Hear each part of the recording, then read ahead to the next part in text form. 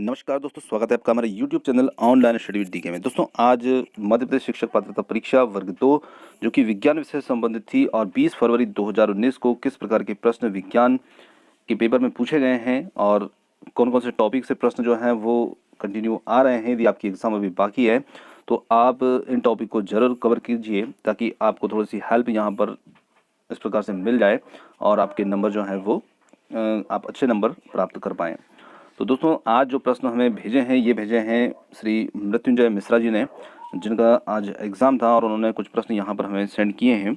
तो उन प्रश्नों को लेकर के और साथ ही साथ कुछ टॉपिक भी देखेंगे कि कौन कौन से टॉपिक से जो हैं बाल विकास, हिंदी, अंग्रेजी आदि के अंदर क्वेश्चन रेगुलर ही आ रहे हैं।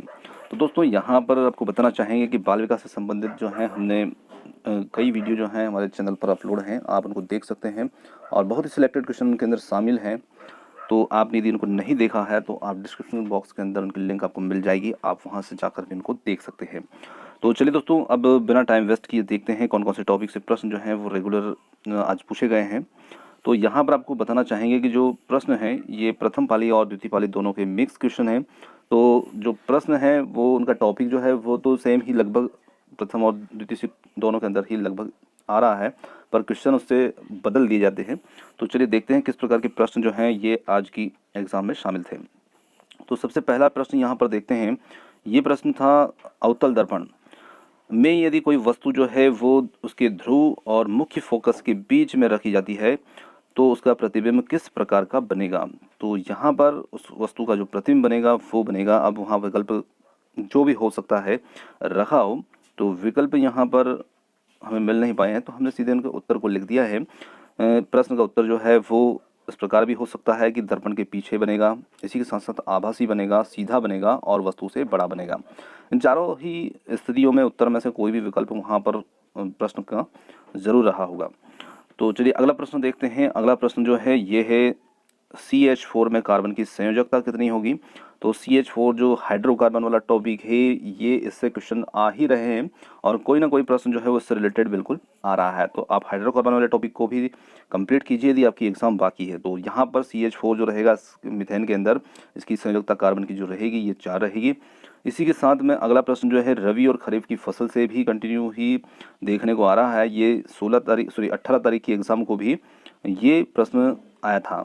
तो यहाँ पर दोनों ही प्रकार के प्रश्न को हमने इसमें शामिल कर लिया है क्योंकि एक मॉर्निंग शिफ्ट का है और एक अंदर सेकंड शिफ्ट का है।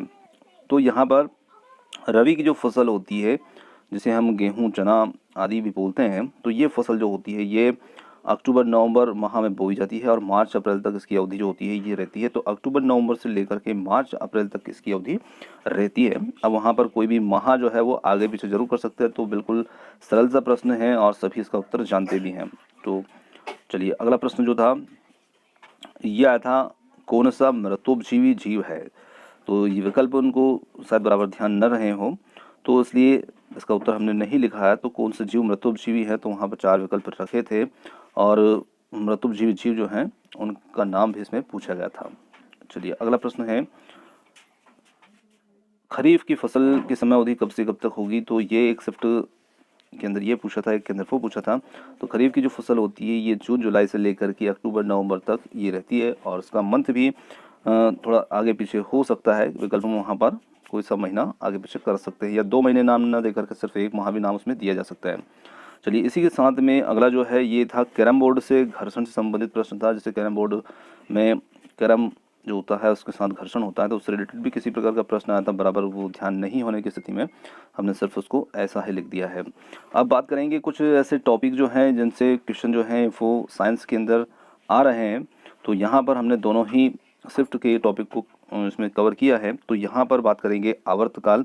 तो आवर्तकाल से आप न्यूमेरिकल क्वेश्चन जो हैं उनको भी थोड़ा देख लीजिए क्योंकि उनमें न्यूमेरिकल क्वेश्चन भी इसमें आ रहे हैं। इसी के साथ साथ आवृत्ति जो है, आवृत्ति से रिलेटेड क्वेश्चन भी देखने में आ रहे हैं और ये आज के एग्जाम में भी देखने को मिले हैं। इसी के साथ बात करते हैं न्यूटन के बल से संबंधित इसकी विमाएँ आदि भी आप कंप्लीट कर लें। इसी के साथ साथ दाब से संबंधित प्रश्न भी आ रहा है और चाल से संबंधित जो है वो न्यूमेरिकल क्वेश्चन भी आ रहा है। कोई भी आपको एक चाल दी जाती है वो कि किलोमीटर प्रति घंटा में होती है और उसको मीटर प्रति सेकंड में बदलना उसमें पूछा जा रहा है। तो इस प्रकार से चाल से संबंधित क्वेश्चन जो है न्यूमेरिकल क्वेश्चन भी आ रहे हैं। इसी के साथ साथ जो उसका केमिस्ट्री वाला पार्ट है उसमें समीकरण को संतुलित करना, कोई भी रिएक्शन दी जा रही है और रिएक्शन को संतुलित करना, ये भी इस प्रकार से पूछा जा रहा है। तो समीकरण को संतुलित करना भी आप देख लीजिए, तो इस टॉपिक को भी आप कवर कीजिए यदि आपने अभी तक इसको नहीं देखा है तो। इसी के साथ साथ परमाणु भार, अणुभार वाला टॉपिक जो है ये भी आप कंप्लीट कीजिए, क्योंकि इससे रिलेटेड क्वेश्चन भी पूछे जा रहे हैं। इसी के साथ साथ इसमें समस्थानिक और समभारिक जो है ये भी दिए जा रहे हैं। 4 विकल्प में कोई तत्व रख देते हैं, उनके परमाणु भार और उनके समस्थानिक परमाणु क्रमांक समान है या भार समान है, इस प्रकार से भी पूछा जा रहा है। तो इन टॉपिक को भी आप कवर कीजिए। इसी के साथ साथ आगे इसमें त्वरण से संबंधित न्यूमेरिकल क्वेश्चन भी आ रहे हैं। तो त्वरण से संबंधित आप न्यूमेरिकल क्वेश्चन को कंप्लीट कर लीजिए, तो आपकी एग्जाम बाकी है तो आपके नंबर थोड़े से आप कंप्लीट पक्के कर लें। इसी के साथ साथ संकरण से संबंधित भी प्रश्न जो है ये पूछा गया है आज की एग्ज़ाम में। और अब देखते हैं इसमें अंग्रेजी के अंदर क्या पूछा जा रहा है और हिंदी के अंदर क्या पूछा जा रहा है। तो अंग्रेजी के अंदर जो है वो आपको उसमें अनसीन पैसेज जो हैं वो देखने को मिलेंगे और उसमें आपको क्वेश्चन जो है उनको उत्तर को ढूंढना है। उसी के अंदर सिनोनिम्स और अपोजिट वर्ड भी पूछे जाते हैं इस पैसेज के क्वेश्चन के अंदर। इसी के साथ साथ ग्रामेटिकल जो है इसमें नरेशन है, प्रपोजिशंस है, इसी के साथ वॉइस है, क्वेश्चन टैग है, आर्टिकल है, ये सभी इन सभी क्वेश्चन जो है ग्रामर वाले सेक्शन के अंदर पूछे जा रहे हैं। तो आप इन टॉपिक को भी कवर कीजिए और बिल्कुल कंप्लीट कर लीजिए इनको। इसी के साथ साथ बात करते हैं हिंदी के अंदर। तो हिंदी के अंदर जो है आपको 2 आवंटित गद्यांश मिलेंगे, एक गद्यांश रहेगा, एक पद्यांश रहेगा और इन्हीं में आपको 15-15 प्रश्न जो है ये देखने को मिलेंगे। और हिंदी जो है बहुत ही अच्छी आ रही है, तो आप बिल्कुल वहाँ पर पढ़ करके उनके उत्तर को आसानी से ढूंढ सकते हैं और उत्तर आपके नंबर भी इसमें इस पार्ट में बहुत अच्छे आ जाएंगे। तो ये पार्ट जो है इसमें आप वहीं पर पढ़ करके इसको हल कर सकते हैं। इस प्रकार के प्रश्न इसमें पूछे जा रहे हैं। इसी के साथ साथ बात करते हैं बाल विकास की। तो बाल विकास के अंदर जो जिन मनोवैज्ञानिक सिद्धांत जो हैं ज़्यादातर देखने में आ रहे हैं, इनके कथन हैं या किसी भी प्रकार के इनके सिद्धांत से संबंधित बात जो है वो पूछी जा रही है। तो बाल विकास के अंदर जो पियाजे का सिद्धांत है और ख़ास करके संज्ञानात्मक विकास का जो सिद्धांत है, इससे रिलेटेड क्वेश्चन जो हैं वो आ रहे हैं। इसी के साथ साथ कोलबर्ग है और बैंडोरा के सिद्धांत हैं, ये इसमें ज़्यादातर पूछे जा रहे हैं।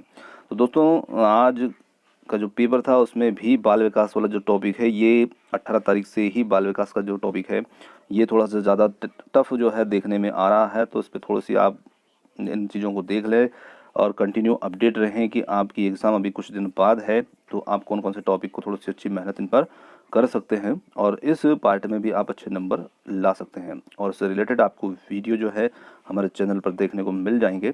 तो आपको यहाँ पर हम भी प्रतिदिन जो है इनके जो सिद्धांत हैं, इनके टॉपिक की थ्योरी जो है डिटेल में आपको उपलब्ध करा रहे हैं। तो आप हमारे साथ भी बने रहें और देखते रहें और उम्मीद करते हैं कि आपकी एग्ज़ाम जो है बहुत अच्छी रहे और बहुत अच्छे नंबर लेकर आएँ। चलिए इसी के साथ आज का वीडियो जो है ये ख़त्म करते हैं और आप हमारे साथ इतने समय तक बने रहें उसके लिए बहुत बहुत धन्यवाद। Thank you so much.